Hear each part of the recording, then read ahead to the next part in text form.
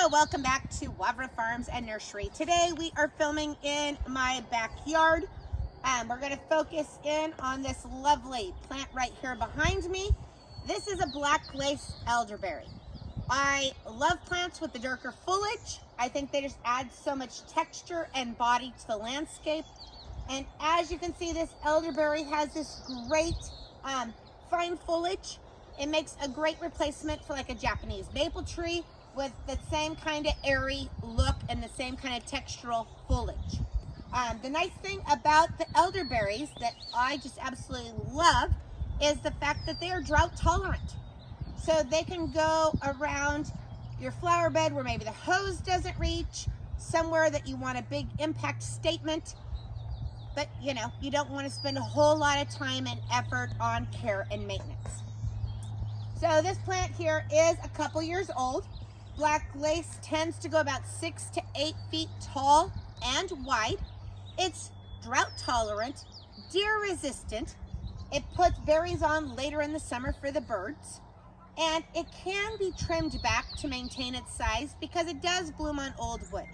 So it's something that later in the fall, you want to prune it back or down to the ground if that's kind of what you need to do to control the size.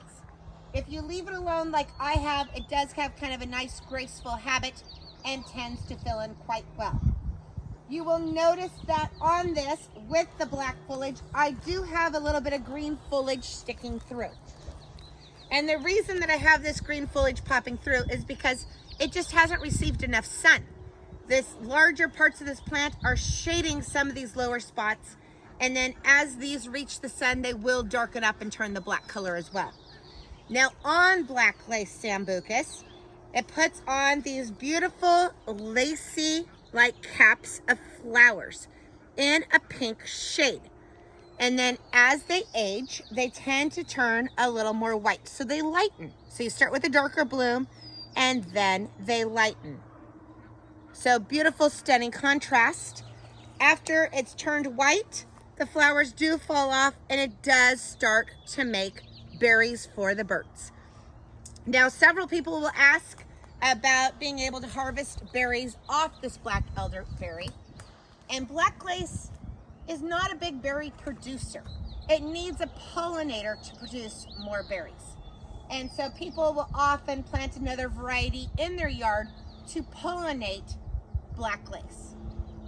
Anyways, as you can see, gorgeous plant, fills up a large space.